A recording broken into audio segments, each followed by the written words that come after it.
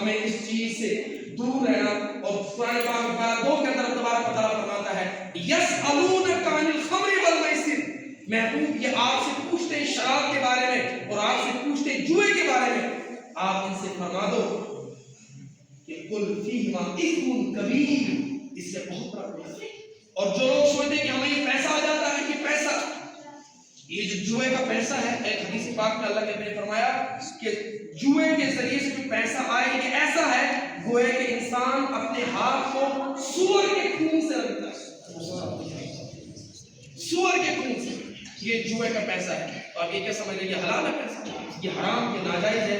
اس لیے ہمیں چاہیے کہ ہم اپنے آپ کو نیکی کی طرف لائیں، اچھے کاموں کی طرف لائیں، ان برائیوں سے بچیں، خود بھی بچیں. اس لیے اپنے نوجوانوں کو بچائیں اور یہ پیغام لے جائیں کہ یہ گیمز جو ہے یہ ہمیں امیر نہیں بنائیں گی، ہمیں ذلیل کریں گی.